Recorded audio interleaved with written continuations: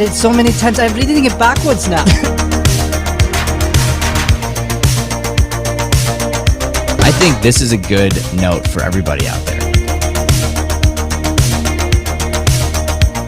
He says that I don't pull well on TikTok, so He doesn't. It's It's just a fact. It just doesn't pull well. It's called social media for a reason, and it's not selfish media.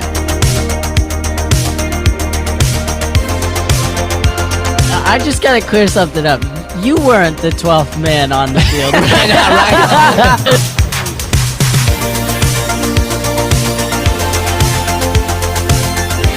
There is no easy way to get anything ever.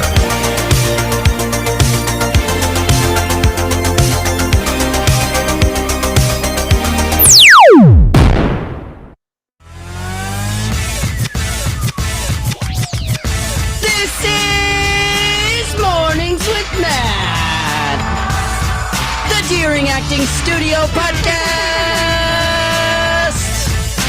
where we discuss the connection between life and acting.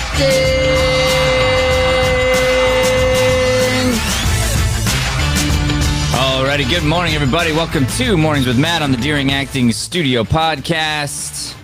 I am Matthew Deering. Today on the show, we've got myself and Mr. Joey Sweeney. What up in the hizzle, everybody? Joey Sweeney. This is my track. My track just follows me, you know? All right, so first and foremost, don't forget to like, subscribe, share, hit the little notification button. That's important stuff. It's the right thing to do. You probably should do it. Yeah. The title of today's episode is Clutter Leads to Mayhem. Clutter Leads to Mayhem. And this is part of the series that we are doing on living a balanced life. And the first two episodes of this week, the first one was about debunking the idea of balance so that we could start looking at it differently and less as an objective thing and more as a state of mind. And then yesterday we discussed the idea of taking inventory, which is very important. So hopefully we've done that. We've taken inventory of the things in our life, both tangible and intangible. And then today we're going to talk about, now that we've got that inventory, the importance of decluttering. Now that we have the inventory, we're going to decide what we need and what we don't need. So, looking forward to today's episode. We're gonna jump into our daily devotional to get things started. See what the old GOD's got to say about this thing. So, today we are going to be reading a passage from Mark 10:21 through 22. Jesus looked at him and loved him. "One thing you lack," he said. "Go sell everything you have and give to the poor, and you will have treasure in heaven. Then come, follow me." At this, the man's face fell. He went away sad because he had great wealth. This verse has been used time and again, and what happens right after this is the part of the Bible where they say it's harder for a rich man to get into heaven than a camel through the hole of a needle. And so you know, people have talked about this a lot, right? And it's this question about, like, should we be acquiring wealth, and is that okay, and what do we give away, and all this stuff. Yeah. But there's a lot here that can be extracted from this verse that can help us with the idea of decluttering and what that means. So first and foremost, the very blanket statement here is Jesus says, all right, you want to be like all the way there? Give away everything. Say goodbye to everybody. Let go completely. And then follow me, having let go of everything. And then you'll be on your way. And who has done this? Like who in the world has like that? And I've said this before. I've witnessed both firsthand, and I believe the closest a human being can get to God is the moment you're born and the moment you die. Yeah. That moment. You were there when our grandfather passed away, yes? Yeah. I was there before anybody because I just happened to be at his house that night. But you were there when he took his last breath, because that's what I'm most interested in. Yes. Yeah. The moment he took his last breath. Mm-hmm. In that moment, our grandfather was not holding on to possessions. Mm-hmm. He wasn't holding on to grudges. He was holding on to nothing. There was nothing left to hold on to. Yeah. And in some ways, that person that was going to be set free was already free. Mm-hmm. For the first time in a lifetime.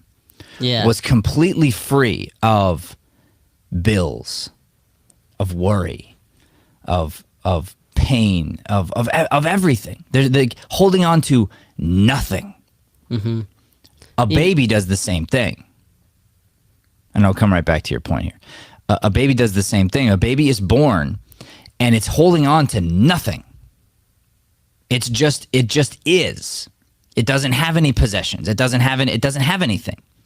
Then as soon as it begins to desire milk, as soon as it says, "Oh, I have a need that must be met," in that instant, now all of a sudden it's like you become human and you become needy. You become dependent upon the world again. Yeah. But while the baby is in the womb,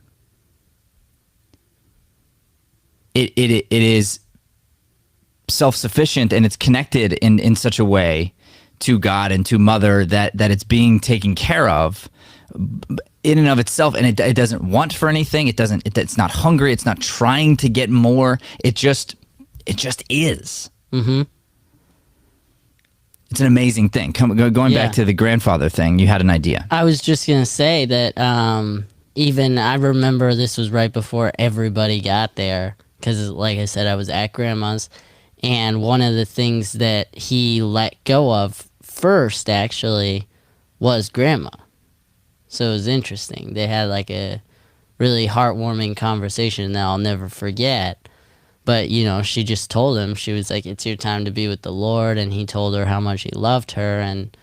And you could just see them letting go of each other in this worldly life. Yeah. And so it was... I'd never seen that before. And they had such a strong love. They used to sing to each other every night. So it was hard to watch, but also heartwarming, like you said, because our grandma was so happy for him. That's right. Even though she was losing it. That's right. And this happens to old people a lot, actually, where you're almost jealous of the other one. You know? Yeah. I mean, Leanne and I have a pact. we've got a death pact. Oh man. And I've decided that, I mean, this is my take on it, is we're gonna die together, holding hands, laying next to each other in bed, at the ripe young age of 135. That's the goal. And it will be like we both breathe together, and then we're both out. Because and we say that, you know, as sort of a joke, but also, you know, I'm giving myself something to aim for. Yeah. You know, and it ain't 65. Yeah. It ain't retirement. It's like, hey, like really, you think you can live to 135? I'm like, yeah, why not? Of course I can. When I get to 135, when I get to 133, I might be like second guessing my earlier choices.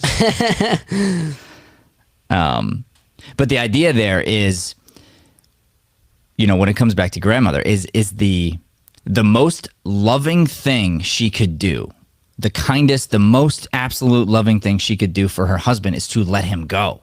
Mm-hmm. Is to tell him it's okay. I let you go to be free. Yeah. It's the same thing that a parent can do of a child. you are free. Yeah. I lovingly let you go. And it's a very hard thing to do, obviously, because selfishly you want to hold on. And we do this in life. We hold on to things. We hold on to things that we think are like memories, right? So it's like, oh well, like I'm never going to get rid of this pair of glasses because this pair of glasses was, owned by so and so, and this reminds me of whatever, blah blah blah. And it's like, okay, but that's like another thing now. Yeah. And you have all these things that you've attached like stuff to, but really, what good are they doing you? And you really got to ask yourself that question. So now that you've taken inventory, which is what we did yesterday, now I want to get into this idea of, okay, how do we refine that? How do we look at it objectively and say, what do we need? And let's just say that we're not God, that we're not capable of being God, that we're nowhere close as human beings. Because I want to get back to this Bible verse. Yeah, I was gonna say I didn't want you to move on because I had one question for you. Oh, go. So you talked about the camel and the needle, and how God says it's harder for a rich person to get into heaven than that, right? And so I was just curious to you because you were talking about chasing wealth and all that. Do you think he's talking about people who are born into wealth? Is he talking about people who come upon wealth? Because my only thought process was, if you are already deep into your faith and then you get rich, does that change? Like that verse. I was just curious your interpretation of that. I think what God is talking about in this moment, what Jesus is talking about, is he's talking about material wealth. So what's interesting is my core belief system is you can be wealthy. Any person can be wealthy right now, in this instant, immediately, the second you decide to be grateful. The second you just make the choice that right now I am grateful, you are officially wealthy. Because you'll start to see everything through a different pair of glasses, through the grateful glasses, and all of a sudden you will appreciate things that you weren't appreciating before, and you will recognize how wealthy you are. The idea of the bigger they are, the harder they fall. The more you have, the harder it is to let it go. Yeah. And that's what I think is difficult. So I don't know that it matters if you earned it. I don't think it matters if you Christian first or not Christian first. It's a perceived illusion of safety. Gotcha. So we accumulate wealth really for one reason and one reason only, and that is to try to provide a buffer between us and utter doom. Yeah. And destruction and death. Like that's really what we're trying to do.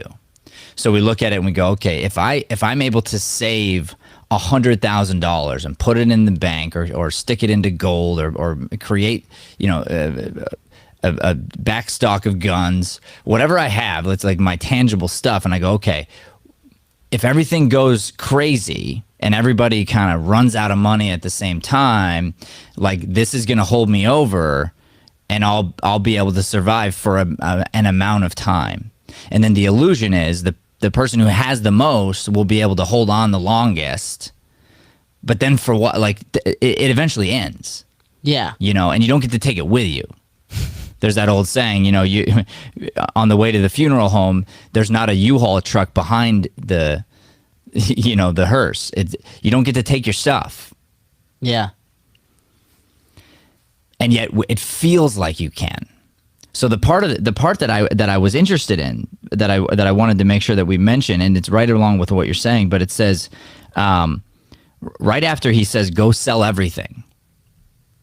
Everything. So he's saying, go get yourself into that absolute purity state that happens only when you're an infant or you're about to die.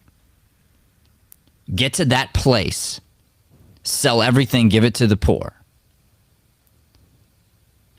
Put all your stock in heaven. Follow me, and then you'll be good. And what happens to the guy? It says, the man's face fell. He went away sad. Yeah. Why?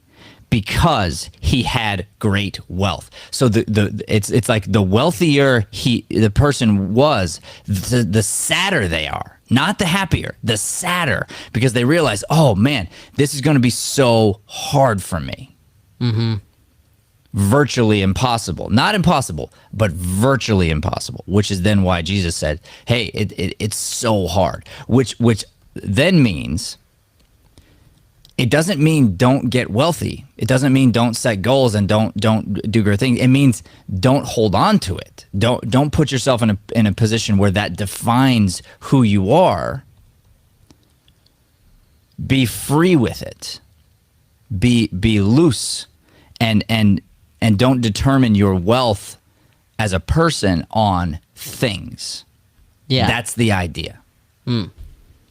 Period. Period. So here's the deal. Success in life is difficult when a person is in a state of disorder because, simply put, clutter leads to mayhem. Clutter leads to disorder. If you are cluttered, you are in a state of disorder, meaning you're not orderly. And the tiniest little things will cause a habitual change in your environment, and your environment will determine your mood. And doing things, correcting things, requires energy. Energy is needed to get through a day. A day would be something we could constitute as time. Time is what is undisputably the most valuable thing we have. As a matter of fact, that's another part of wealth, is you're trying to buy yourself time. That's why people save money. Is I'm accumulating energy. I'm accumulating time is the way I look at it. So as I'm accumulating these savings, that means I won't have to, let's say, work for a period of time, or for a period of time in my later years. I'm trying to accumulate, essentially store up time in the future, hoping I'm going to get to use it, but I might not be able to because I may be dead. Yeah. But a lot of people don't look at it that way. You just sort of like you're kind of always worried about tomorrow, and not living in today. Yeah, for sure. So the clutter weighs us down. The clutter wastes time.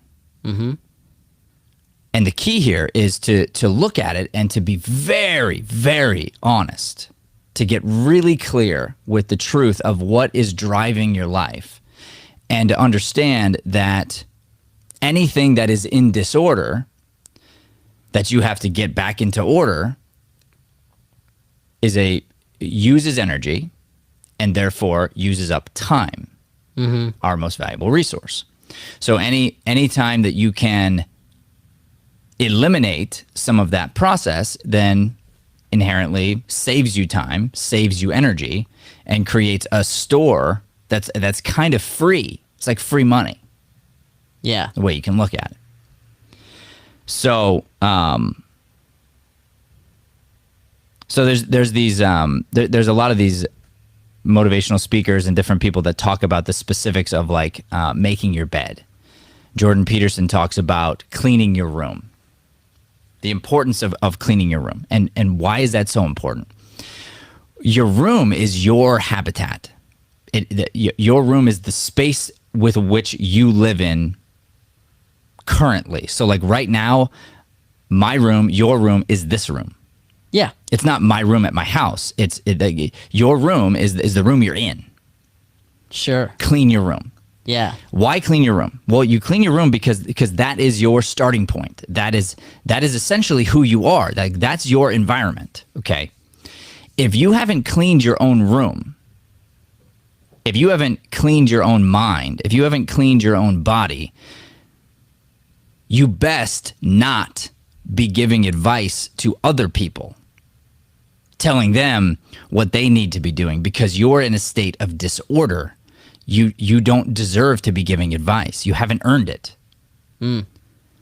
How could I dare give nutrition advice if I eat a donut at 11 p.m. at night?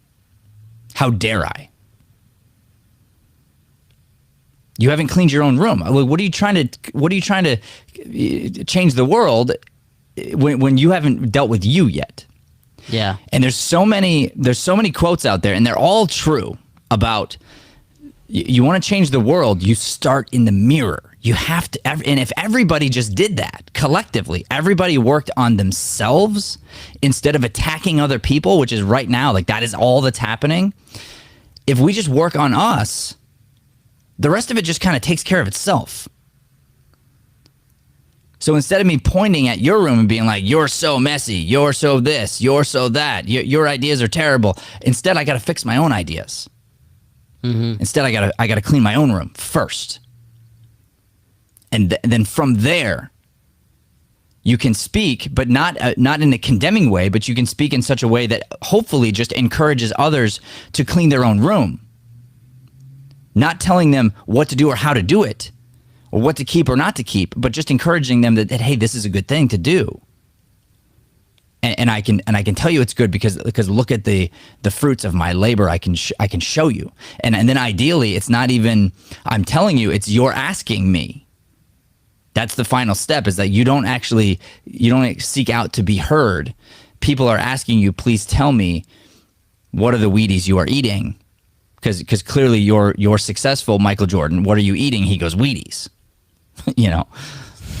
Because obviously the fact that he ate Wheaties is why he's such a successful basketball player. I mean, that's it. And everyone knows it's like, what were the Wheaties that Jordan was eating? And it was this insatiable work ethic and crazy habits that pretty much 0.001% of the planet had. So he got what he got. He deserved what he deserved. And in other areas, I'm sure his life was not roses. There are certain sacrifices you make. He decluttered a lot of things and probably made crazy sacrifices in doing so.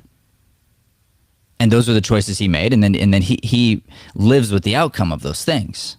Yeah. That's what gets me. This is a whole nother topic, but it's the thing that gets me crazy about the idea of that's been floating around right now is the difference between equality and equity. And equality is like everybody deserves a fair chance. Agree. Equity is everybody just gets the same, no matter what the effort is they put in. I don't agree. Yeah. If Jordan puts in more time, more effort, more of himself, and he draws more of a crowd because of how spectacular of an athlete he is, he gets more money. It just makes sense. Yeah. If he's drawing the crowd, he gets the money. It makes sense. And you want some money, if that's what you want, then better yourself. But how does it make sense to pay him and you the same? It doesn't. And guess what happens? If that is your mindset, the Jordans of the world cease to exist. And we as a species stop pushing ourselves to greatness because there's no point. Yeah. It becomes almost impossible for great people to strive for greatness when there is nothing there is nothing that comes from it. Dang. That's a great point. I like that a lot. It's hard to see in the moment because you look at it and some of these things, they sound good on paper, but when you step back and look at it, you go, wait, no. You actually don't want to tell people that they deserve equity. You want to tell them that you have an equal chance, and I would like to gift you with the chance to work your butt off. But at the end of the day, it should be results matter. Yeah. Let's go to our commercial break and then come back with our takeaway, and you can dive deep into a little bit of my life.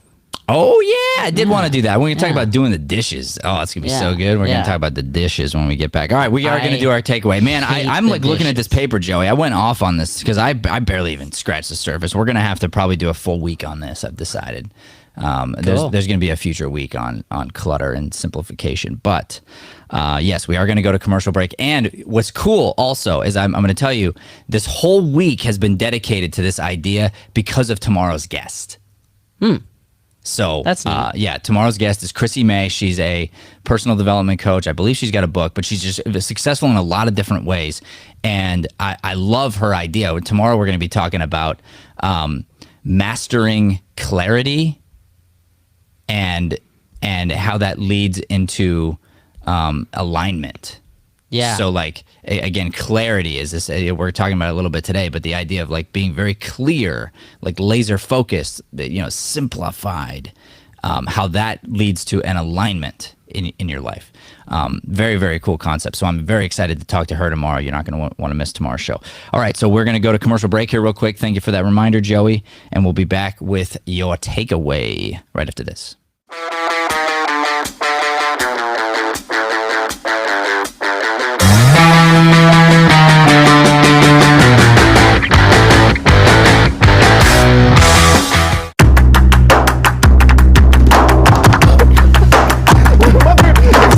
Every word matters.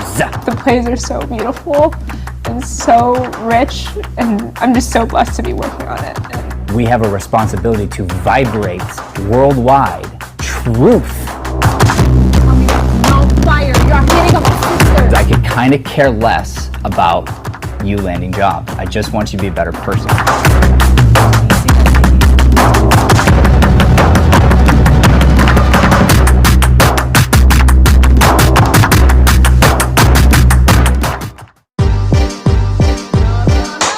We can be someplace 10 years from now, all of us.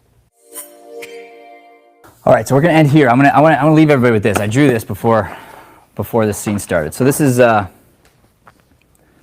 little diagram I was thinking about, 3 circles, okay? So here it is. So this is you, all right? This is you.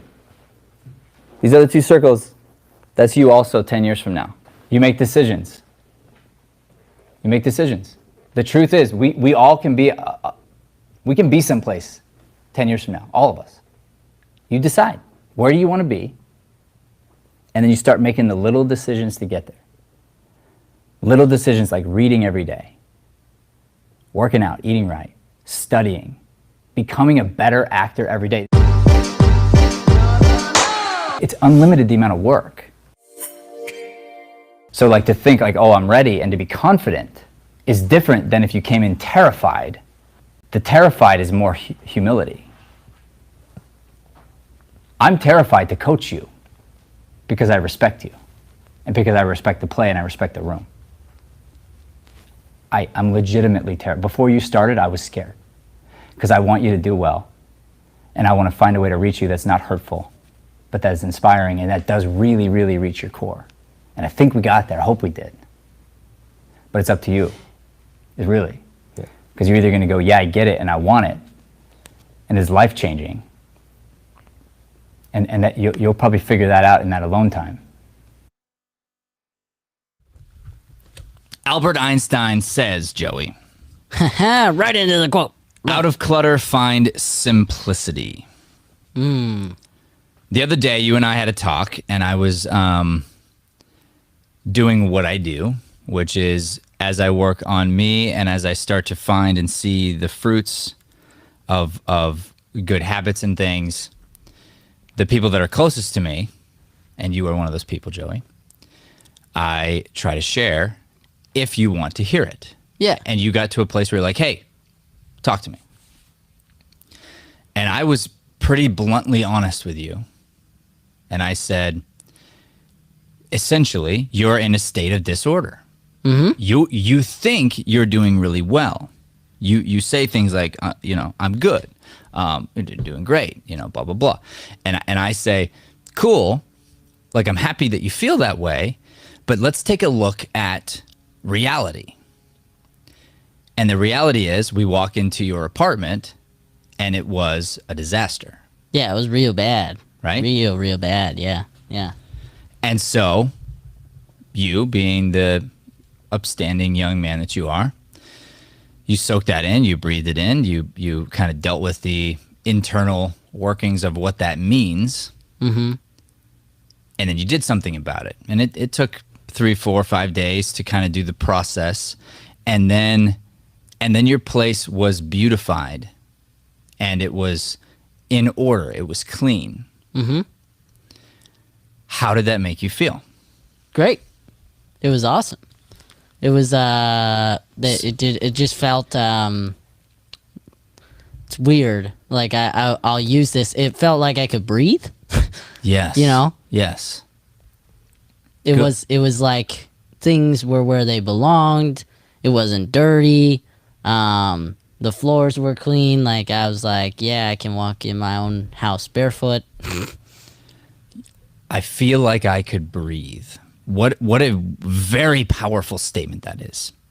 I feel like I could breathe, which means you didn't realize it before because you were in a state where you were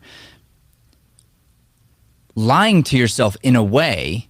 Mm-hmm. And part of it is you don't know, but the other part of it is you're just trying to like numb yourself of some realities. Yeah. But looking at this, you go, I felt like I could breathe, which is what's interesting, means you didn't realize it, but for however long, and it was a while, you were living in a state where you couldn't breathe. Yeah. Where you were suffocating yourself every time you went home. Mm-hmm. You were walking into a place of, Yeah. right? And then you went from that to, Yeah. and the difference in life, the difference in the way you get to exist is unbelievable when you get to that place. Yeah. So then here's what's interesting. This happened just, I think it was yesterday, actually.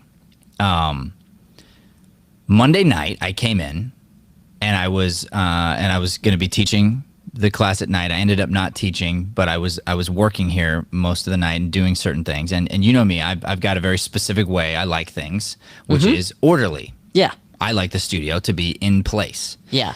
It bothers me when little things, like when Brian leaves his water bottle out, it bothers me. Mm-hmm. Because it's just clutter, and clutter creates a habit of disorganization, and it's the beginning of the end, is the way I look at it. Yeah, sure. And it's like, unless your water bottle is a part of the decor, unless we've made that choice consciously as a collective group, because we are sharing this room, you don't get to put it there. That's not okay. Yeah. In fact, I was icing my knee this morning, and rather than put the ice pack that I have on the counter, I put it in my car because it doesn't belong in our shared space. That's not okay. Like you shouldn't be okay with that. Yeah. Okay. All right. So that night I looked in the sink and there were dishes. There was like 3 dishes. And it bothers me here at the studio when we as a collective group don't do our dishes. Our own dishes. Yeah. And we've brought it up time and again, and you've gotten better and worse at different times. And so I saw the dishes in there. And then what happened yesterday was I came in and I expected the dishes to be there. I look in the sink, they're not there. And I was so very happy for you and Brian, because I thought one of you did the dishes, and whichever one of you did the dishes, I was so happy for you. It was me. Did you? Yeah. Because Brian said Dakota did it. No, it was me. During Okay. his class on Monday. Because you and I had Thai You and I were food. talking. No, no, you and Brian must have had Thai food, because I didn't have Thai food. No, it was like in there from like a day or two. I'm pretty sure. It was from the Monday there. Oh, well, there was, on Monday when I did the dishes, there was 2 Thai bowls. Right. And so I washed those out, and then there were a couple of cups, and then I bleached down the sink a little bit. So you cleaned it Monday. When? During the adult class. We were hanging out the whole time, though. So it must have Not been the whole was it time. after I left or something? Or No, it was before we hung out, So we were going through the casting thing, and you took it over. Excellent. And so then why I so went why back. did you make the choice to do it? Well, I had an espresso in our glass mug, and so I needed to wash it. And then I was like, oh, there's dishes in here. So then I went into the classroom because there wasn't a sponge, which I figured was an excuse to not do the dishes. Oh, it's a great for whoever excuse. It's an walks awesome by it. excuse. Yeah. And so then I went into the class, got a sponge, and did it. But why? Because it was, well, A, it's dirty, and I don't want people to see that as, like, if a student walks back there. But B, like you said, it's respect of one another. So I was like, Yeah. not all these dishes are mine, but how many times have they done my dishes? Plenty. This is crazy because I just went from being happy for you to then sad for you to now happy for you. Because I was sad for you and Brian when I thought Dakota did it. I'm happy for him, but I'm sad for you because Sure. here's my thought, and I'll come back to how happy I am for you. But here's why I was sad for you. Is my personal belief is that we should not expect anybody else to clean up after our own filth. Yes, fair. You clean up after yourself. I don't care who you are. I don't care how rich you are. You clean up after your own filth. There's a great author, Tennessee Williams, when he saw his success happen after one of his plays, and he was experiencing all that comes with wealth, and he said one of the saddest moments of his life was being in this place where it was so expensive to live there in this hotel, and watching these rich people destroy hotel rooms and throw up on them and just kind of like be nasty human beings, and then walk out and let elderly women carry heavy buckets of water and cleaner up to those rooms and clean up after those filthy, wealthy people. It was one of the saddest moments of his life, and he didn't want to be one of those people that did that to other people. Yeah, sure. There's nothing wrong with being somebody who cleans, and it's a great service to clean up after somebody else.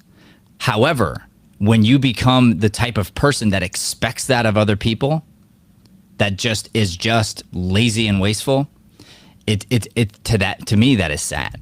Yeah.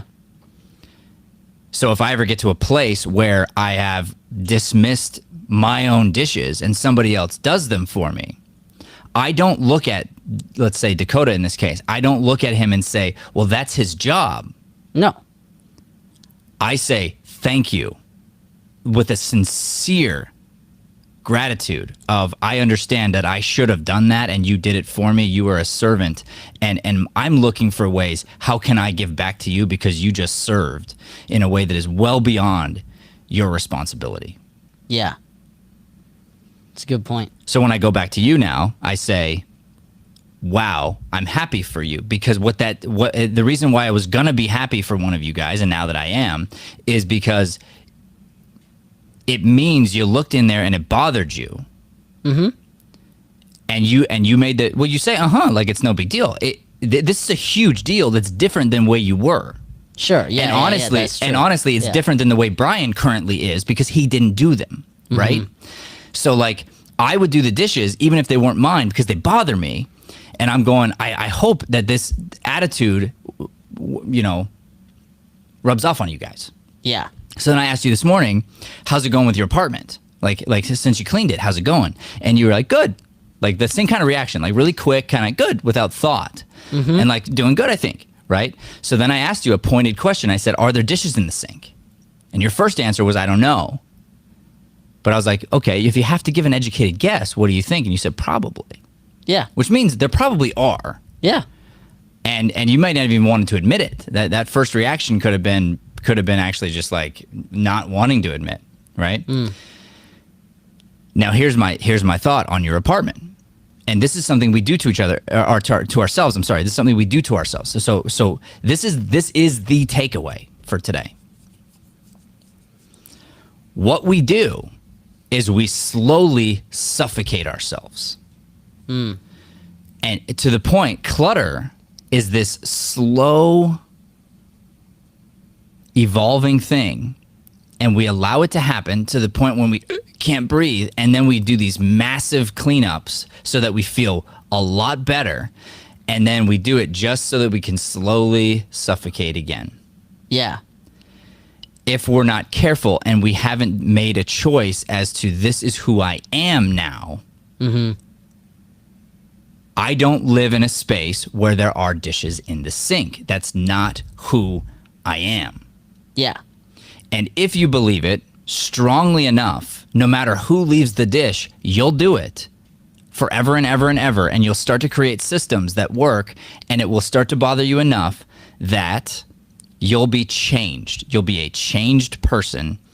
And I always say, you change you first. That's how it has to be. You change you, then the people around you change, or the people around you change. So in this particular case, you've got a roommate. Either Brian's going to change, or your roommate situation will change eventually if you make core changes. And part of the reason why you might not be making core changes that you know are good for you could be the fear of that. Yeah. The fear of losing him, which is, by the way, not the most loving thing you can do for him, because it means you're not willing to let him go. Yeah. The way grandma let go of grandfather. Yeah, that makes total sense. It's a very deep, deep concept here. But you realize that every space you're in, your car, your house, your bedroom, your closet, your workplace, everything needs to be in order to the best of your ability. Why? What we're looking for is we're looking to take complexity and simplify it. That is getting closer to purity. Okay? And what is purity? When we get to a pure state, we're becoming more efficient. When we become more efficient, we then gain more time, because the same amount of effort it took to do this thing before doesn't take that effort anymore. Therefore, I haven't wasted time on it. And I'm not suffering, I'm not suffocating, worrying about it because it's so worrisome. It's what I was telling you the other day about the coding that we figured out here for the studio for some of our organizations. Some of the stuff we used to do would take days, there'd be so many errors, and it would take a couple different people I'm talking days of stress and worry and all the stuff that now takes 40 minutes. And back to what you said, it's like I could breathe. Yeah. And then the most interesting thing happens is like, now I've got time. What do I do with the time? Yeah. And that's where a lot of us fall, and we end up creating more dishes for ourselves because we don't know what to do with that time. So we end up just creating more clutter so that therefore we can clean it up again because it feels good to clean. So you're like purposefully creating clutter so that you get to clean it up, because when you clean it up, you feel better. Yeah. Instead of decluttering, tracking the decluttering, and then living in this new simplistic way so that you can create new things that create more happiness, that create more good, that create more love in the world. Yeah. And that's the key. That is what we should all be striving for. Well, and it's a skill that I'm learning. I didn't have it before, so I didn't do chores when I grew up. That wasn't something we did in my house. Our family in general, on both sides, are hoarders for the most part. Like, they hoard things. So it's interesting because as these values sink in, it's something I appreciate. It's something I strive for, right? But I didn't even realize how normal it was to be in a space where you can't breathe. Yeah. How normal it was to just, clean up if you have a guest coming. Besides that, you go home and you rest. That's what you do. You relax, you rest, you go to work, And that was the mindset I had, was like, I clean up my space. I do my laundry once a week and we're good, and clean up my space. It's not like a deep clean. It's like, yeah, I'll throw away the trash, take the trash out, That's it. And there's that next level. And for some people, they have the skill. Some people have to learn it. And that's where I'm at. I'm learning it because it wasn't embedded in me when I was younger all the way. And let me tell you, it's not embedded in most people. It 100% was not embedded in me. I've been developing this skill, and it began February 2nd, 2018, the day I woke up, because it was the day I started taking responsibility for me. Yeah. And that's different. It's like I'm not before that, if you worked with me, which you didn't back then, if you worked with me before that day, I looked at you the way you used to look at Dakota, and I would say, well, that's your job. Clean up after me. I'm good at what I'm good at. You do what you do. And now I'm going, no. Like, it's a totally different place. And what's interesting is after that day, when I start taking responsibility for me, people they now want to work with me. Mm-hmm. They now desire that position, not because they get paid for it, because they want to be close to the guy that's eating the Wheaties. Yeah. Yeah. And that's a different thing. Mm-hmm. So that's what I'm trying to train in you, and that's what I'm trying to train in our students, and I'm trying to create this environment where you are somebody who is contributing to the positive environment that we all live in. And if you are not, you'll feel uncomfortable, and you will either change or you will leave, and somebody else will take your seat. That is the truth. And you have a responsibility. If you think about it this way, this is the last thing I'm going to leave you with. So the takeaway here, begin the decluttering process for yourself. Understand the power of this. But then understand as well, if you are in any way, and let's just be honest, we all are, okay? Myself included. I'm not throwing the first stone here at anybody. I'm admitting my own faults, and that I need to look deep into where am I possibly doing this more than I realize, okay? But you can probably see it right away around here. If I'm a person who has created a habit of leaving a mess behind me and allowing other people to clean it up for me, I am literally stealing money from their time bank account. And how rude, how lazy, how selfish am I to do that to somebody else? And do I belong in the space if I'm willing to rob you, point blank, just steal right out of your bank account? It's not okay.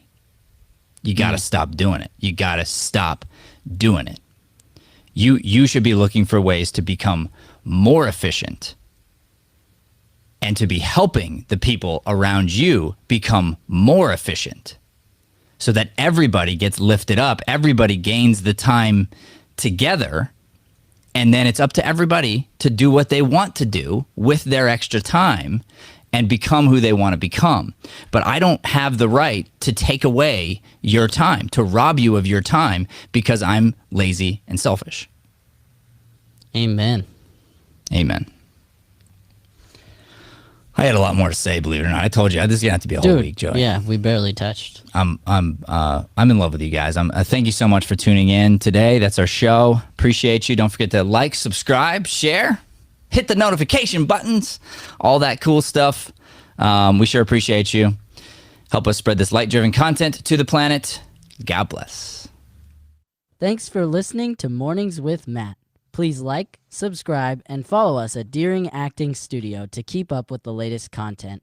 For more information on classes, private lessons, or professional development coaching, visit www.deeringstudio.com.